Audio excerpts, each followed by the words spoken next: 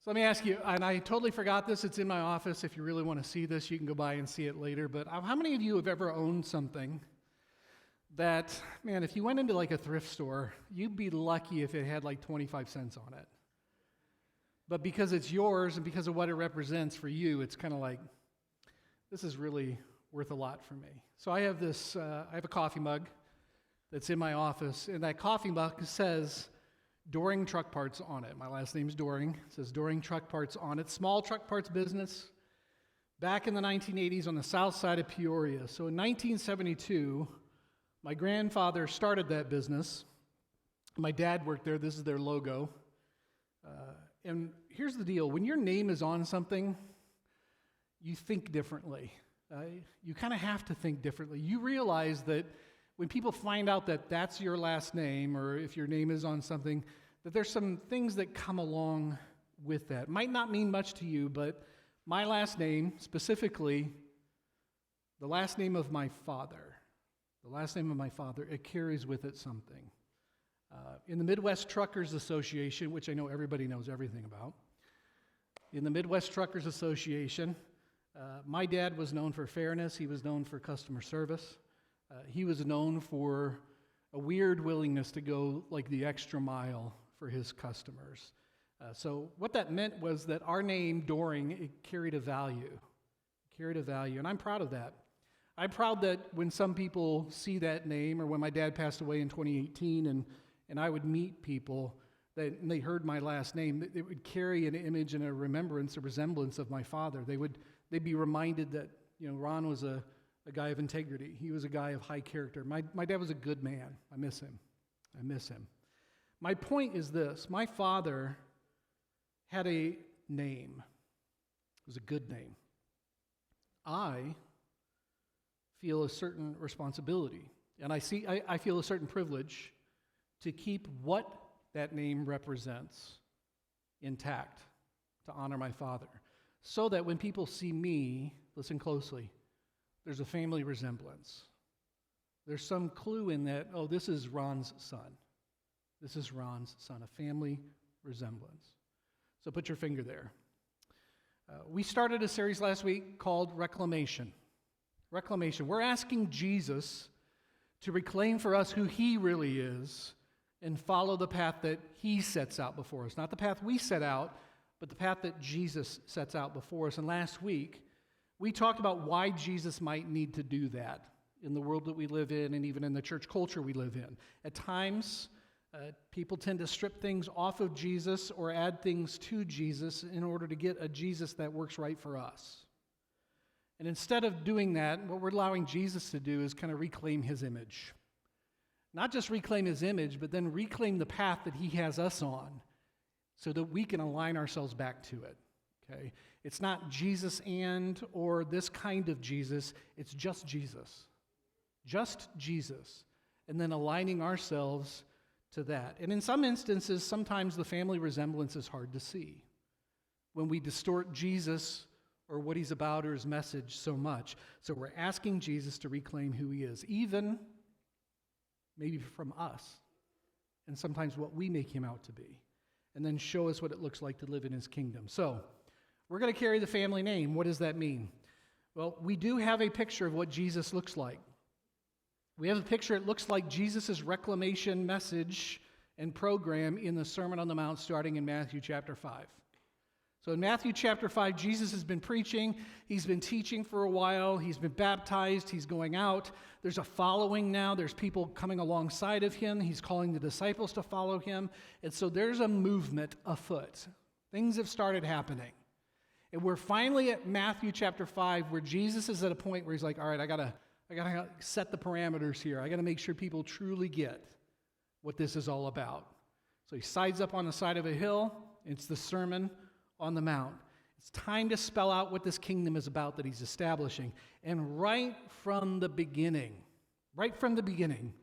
he reclaims what God blesses. Absolutely reclaims what God blesses. I don't know about you, but I love to be #blessed. You don't? Okay. I shall take your hashtag. I want to be hashtag blessed. I want good things to happen for me. I want God's favor in my life. I want all of those things. But in the very beginning, Jesus does this thing. He says, you think this is what blessed is, but I'm going to tell you in my kingdom, this is what it is. And it's those who admit spiritual poverty. Okay, so first off, I wish God would pay attention because he doesn't understand that that's not how blessing works. Blessed are the poor in spirit, for theirs is the kingdom of heaven. Hang on. All right, God, pay attention. You can't put poverty or poor and blessing or blessed in the same sentence. That's not how the real world works. In fact, I must be doing really good. I mean, I got a great job. I've got these great kids. I got a great house. I got a timeshare. I got this vacation. I got this. I got that. God knows what's what, man. He knows I'm his boy. And he is pouring blessing into my life because of the way I live and because of the things I do. And I'm receiving God's blessing in my life. I'm hitting the mark spiritually, right? And if I hit those marks spiritually, then God is going to pour those blessings into my life. Now, I'm having fun here, okay? But follow me. It would also mean then the opposite would be true. That if you didn't experience some of those blessings that I just listed off or whatever, health, wealth, prosperity, it means you must be doing something wrong spiritually, right? If you're not experiencing those things, maybe we kind of have an idea thinking that blessing is a reward for good performance. The better the performance, the more the blessing. Now, if you've been in church world a long time, you're not going to raise your hand and say, that's what I think. But has it maybe kind of been like how you think sometimes?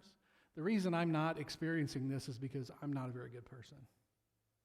The reason I'm not experiencing blessing, God's not pouring all this good stuff into my life, is because of something that happened 30 years ago that he's forgiven me for. I get it, but I don't deserve a good life. I don't deserve blessing. And what Jesus does is he shows up on the scene and says, yeah, no, I'm going to go ahead and take that whole thing back. I'm going to reclaim that, okay? You don't get to put my Father's name on that.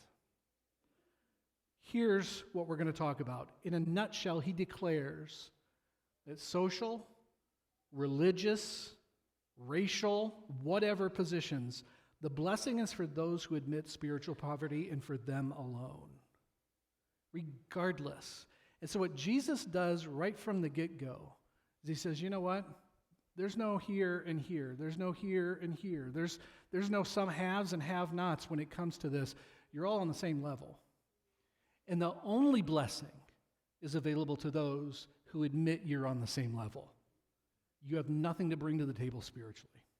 There is nothing in you that earns God's blessing. This is so encouraging, I know. Super exciting stuff. But there's nothing in you that somehow earns that blessing. But what it tells me is Jesus is standing on this mountain in front of these people saying, look, I know that you want blessing to be evidence of God's partiality towards you. God's not partial. God's not partial. The playing field is level.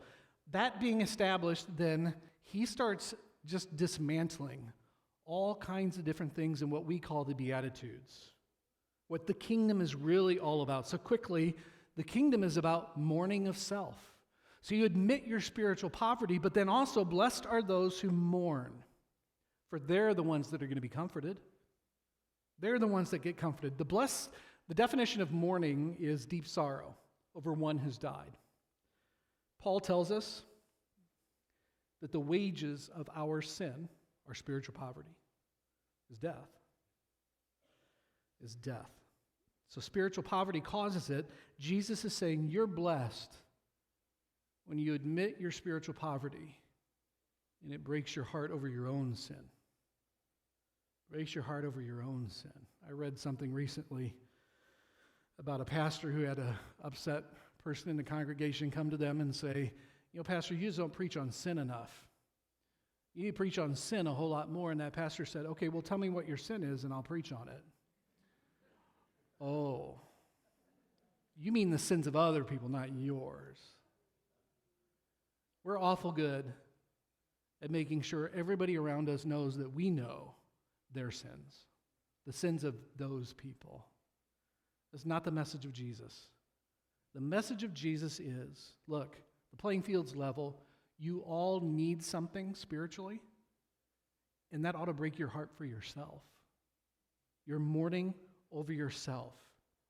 You can't mourn over something that you can't admit. Okay? You can't grieve if you don't realize you've lost something.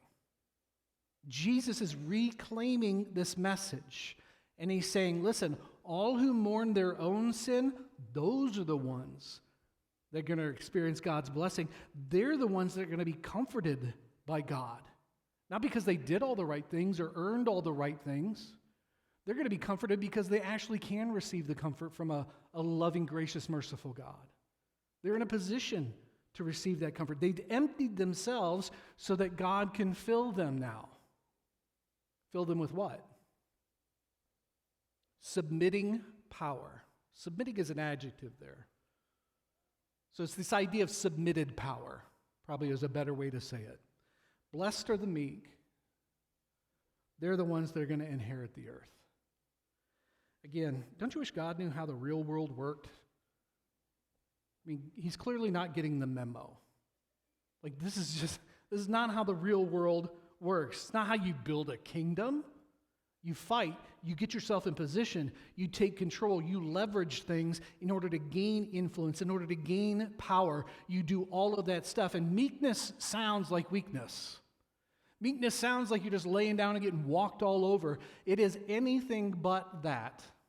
It is anything but that. Again, Jesus is reclaiming who really has power in his kingdom. He's saying, here's who the power brokers are in the kingdom. The ones who don't use their power for themselves. That's the most powerful person in the kingdom. The one who takes everything that they've been given and doesn't use it on themselves. They use it for others. It's power that's been submitted to God. The ones who are actually bearing a family resemblance. Listen closely. The ones who are bearing a family resemblance are the ones serving not themselves, who lay down rights and turn to the one who is in control and say things like, mold me, shape me, fill me, move me, who no longer live, but it is Christ who lives in them, using God's power, the Holy Spirit, to love a hurting, dying world. And what Jesus is talking about here is hungering for holiness. Blessed are those who hunger and thirst for righteousness. That's where your satisfaction is going to come from. Blessed are those who hunger and thirst for righteousness. So we live at a time where, man, everything competes for your loyalty. I know everybody thinks that they live in this unique time, and we do. We live in a unique time, but man, there's just so much competition for your loyalty, for your affection, for your attention, for your sense of duty towards groups or people or different things. At loyalties. There's just a lot of competition for loyalty. Whatever feeds our loyalties, generally, whatever fuels maybe my grievances, my biases, that's generally, we tend to defer to those as the best things for us. So if it's going to feed something that I believe, or it's going to feed something that I feel, or if I'm upset about something, I'm going to continue to feed that. And here's the deal. There are think tanks and organizations and companies and political organizations and all kinds of different stuff that are designed to figure out what has disenfranchised you. They're designed to figure out where your disappointments with people or things in life lie, and then they magnify those and make promises to you if you'll give them their loyalty. Here's what I can guarantee you. It will leave you empty. It will leave you empty. In the end, Jesus is reclaiming what people think will make them satisfied. Those things will not satisfy you. Having all of your grievances reassured will not satisfy you. Having all of your loyalties confirmed will not satisfy you. Those things will not satisfy. Here's the non-exciting, non-cool thing that will satisfy you. Holiness, purity, honesty, transparency. That comes from a person who admits their own need, mourns over that need, but then surrenders themselves to be filled by God. It's not about them anymore. That's who's a part of the kingdom. Satisfied because they have hungered and thirsted for rightness. I want to be right before God. And I submit myself to his power at work in me, which turns into, not coincidentally, giving mercy. Blessed are the merciful, for they shall receive mercy. Nope. Again, God's not getting the memo. He's not figured out that people take advantage of systems. If you give somebody something, they're going to come back and take more and not do anything to get it. That's the systems of this world. God doesn't seem to understand that people don't learn. And you've got to do things to make people learn. And mercy doesn't help people learn. And Jesus reclaims this one too. He's like, nope, you're messing it up. He takes it back. And then you have to ask yourself, why would Jesus include this mercy thing? And I'm going to tell you why. If I get a little hot here, you're all right. You'll do okay. So in the religious system of Jesus' day, it was 100% a pay-to-play program. It was a pay-to-play program. And the money handlers, the people that took care of the money, the religious elites, they were the ones conveniently who decided whether or not you had enough or brought enough to the table to compensate for your sin, to pay your God debt. And comfortably enough for these religious elite who ran this pay-to-play system was they just decided based on their personal needs for the day how much you owed. So it was a horribly screwed up system. If you ever wondered why Jesus went in and flipped the tables in the temple, that one scene where we talk about not sinning in your anger, and everybody's like, Jesus got angry once, he flipped tables. He got angry at church people. He was angry at people that were taking advantage of religious devotion. Oh my word. They were taking advantage of religious devotion to increase their position, to increase their power, even to increase their governmental power with the Roman government. They were taking advantage of all of that stuff. The religious professionals were grifters. They were grifters, taking advantage of all of this. It's disgusting, has zero to do with Jesus at all. You cannot buy mercy. You cannot buy mercy. They were not in the faith business. They were in the religious transaction business. Jesus isn't in that business.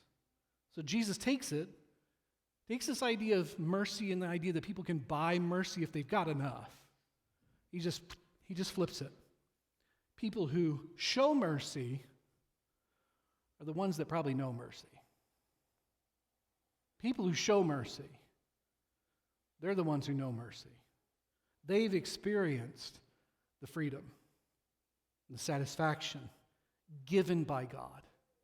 And it's absolutely changed the core of who they are. They're new creations. The old is gone, the new has come. In their admission of poverty, and in their mourning over that spiritual poverty, they've received satisfaction and mercy, and something has happened in their hearts. They've changed from the inside out. They've become people now who are pursuing purity.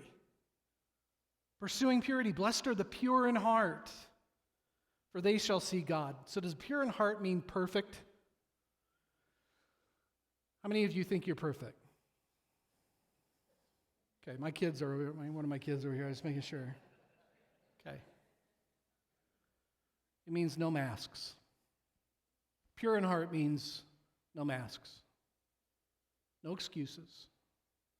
Honest with God. And honest with other people too.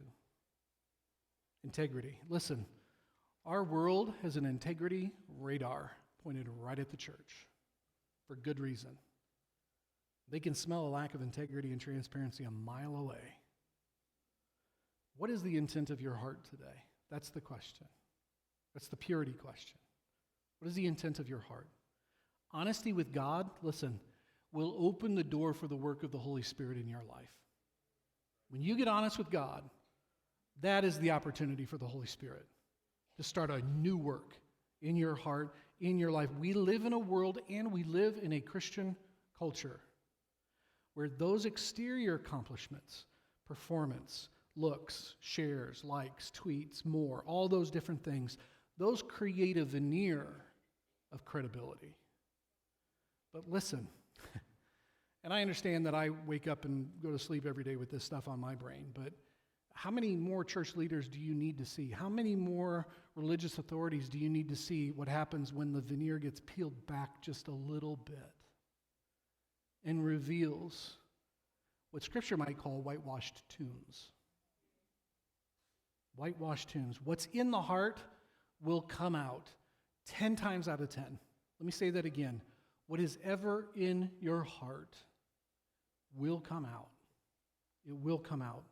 So if your heart's full of mercy and hunger and meekness and yearning to be filled, I'm going to guess that God can do a lot with a heart that is stripped of pretense and honest in intent. God can do a lot with that person. You won't have to clarify your intent to other people. I'll go far as to say this. God's light shines brighter in the life of the broken, honest person, repentant before God and repentant before others, than it does in the person who makes excuses. The people who are honest with God and with others, those are the people who are kingdom building. Blessed are the peacemakers. They'll be called sons of God. If you missed last Sunday, I would encourage you to listen online. Check it out. There's a theme of peace that is woven through Jesus' reclamation message, and it's an important word. It's a really important word. It's not the absence of conflict. It's the original Hebrew word peace, shalom. Everything as it should be. God's original intent. Perfect love for God, perfect love for each other, perfect love for creation. God is about that business of peace. That's kingdom business. If you follow the pattern of the Beatitudes, a peacemaker shares resemblance with the Father. A person, listen close, who in poverty of spirit acknowledges their needs so much so that they mourn over it. Humbling themselves, they take off the mask. There's no more performance. Their cry now is, okay, God, change my heart. Change my heart. It's not even use me at that point. It's just change my heart. Show me mercy. I need mercy. And as a result, they start to see themselves through a lens of mercy. And in meekness, they bring everything, all power, all resource, everything in their lives under the power of God. Under the power of God, everything as it should be. I am now a peacemaker. I'm about kingdom business. Not only is it being as it should be in my own heart and in my own life, but the things that I do, the words that I say, the actions that I take, the things that I'm a part of, those things are all things recreating everything as it should be. And I get invited into becoming the inbreaking reality of the kingdom of God with other believers. It's an amazing moment where you realize, this isn't about you anymore. It's not about you anymore. Everything as it should be. He says that when we're doing this, we look like the Father.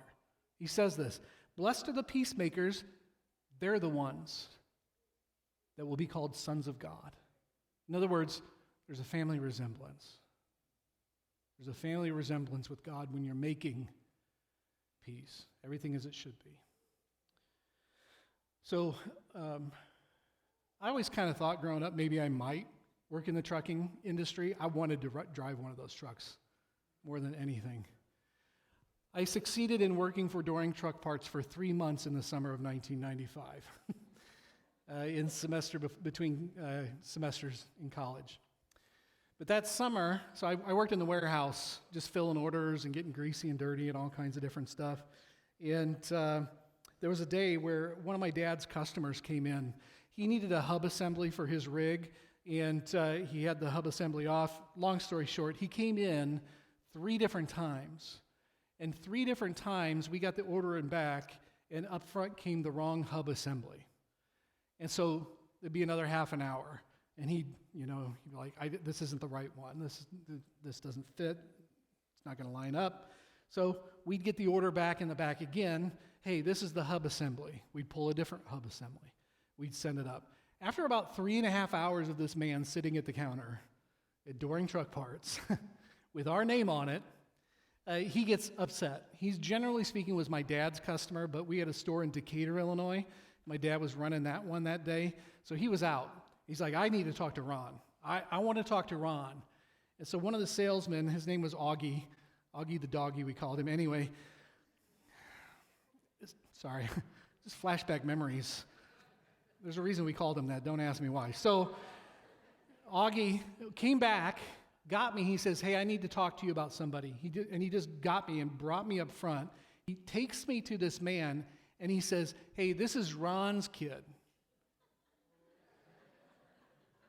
Before the end of the day, he'll bring that hub assembly to your house.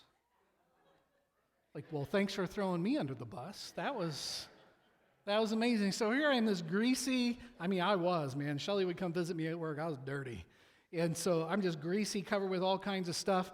And I'm thinking, what in the world? So this guy, he was upset, and rightfully so. Think about it. He's got his truck in pieces in his own garage at home. This is his livelihood. The longer he spends chasing what we're trying to do for him, not doing very well, that's money off the table for him and his family. And so, and again, that's why he asked for my dad. But all that to say, I'm like, okay, I guess I'll figure this out. So I go back, I'm looking at numbers, I'm looking at what he submitted, all this stuff. Long story short, it was a clerical error. The bottom line was in our catalog, we listed it as these numbers, and it was a different number. And so it really was as simple as me going back and just pulling actually the right part off the shelf and loading it up, loaded it in the back of my mom's car that I drove to his house and showed up at his garage. And so he was kind of impressed by that I would just show up at his house and drop that off. I saw my dad drop off parts all the time. And so we started talking just a little bit, and he shared with me something that I never knew about my dad.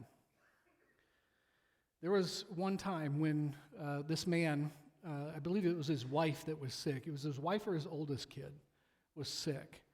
And there was a season where he really was not able to be on the road as much as he wanted to be or needed to be. And so he couldn't cover his bases financially. And his truck broke down. So here he is. He's in his garage. His truck's broken down. And he needs some parts, and he needs some labor. And my dad shows up. And my dad said, you know what? You're good for this. You here, take the parts, do what you need to do.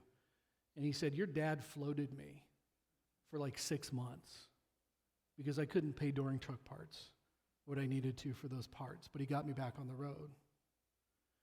And I thought, mercy. Then as I'm getting ready to leave, this is what he says to me. He says, hey, thanks for bringing this over. I can tell you're Ron's kid. Okay, so, yeah. I know I'm good. I'm just kidding. So here's the deal. Let me tell you something. When it comes to peacemakers, you do not have to wonder whose family the peacemakers are a part of. You do not have to wonder. Peacemakers, they're the ones actively engaged in the inbreaking reality of God's kingdom. They look like the Father. Perfect love for God, perfect love for others, perfect love for creation. And the kingdom that this is building is a kingdom that lacks hate. It lacks division. It lacks sorrow. It lacks pain. It's a kingdom that has no sickness in it. It has no poverty in it. There's no injustice in God's kingdom. That's the inbreaking reality of the kingdom we're a part of, that we're invited into. There's no bigotry in that kingdom. There's no defaming others to build our tiny little kingdoms that we think are going to have some kind of eternal impact. There's none of that stuff. It's a kingdom of wholeness and truth and life and light and brightness and honesty and integrity and purity and holiness and goodness and love. It's that. Where belonging and embracing and love permeates everything that we do. There is no brokenness. There is no suffering. Everything is as it should be. Peace. Peace. You might not want to clap because the next one's not good.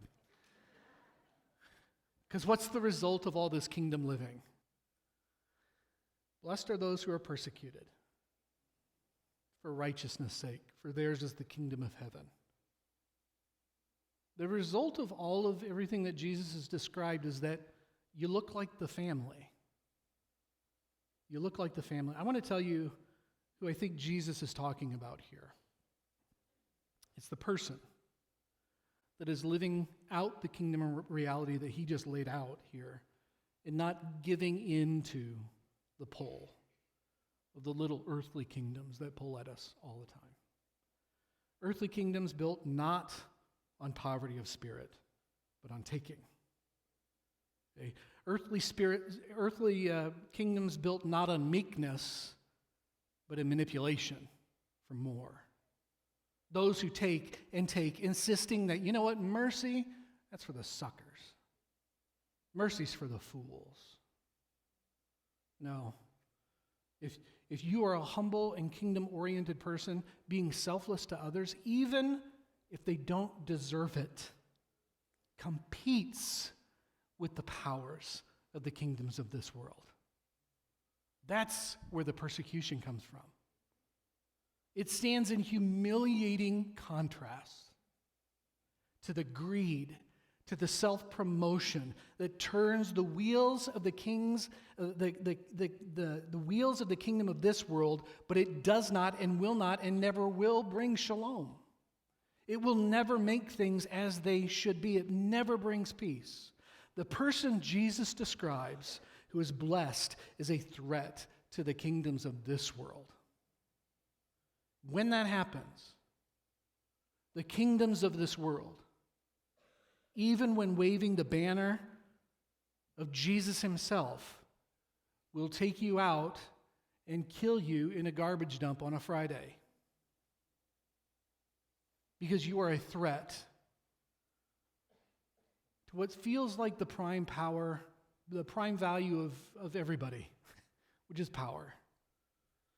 The persecution Jesus speaks about isn't about Christians not having their beliefs privileged in a society. It's about being marginalized for not pandering to the kingdoms and the values of this world. Speaking truth to power.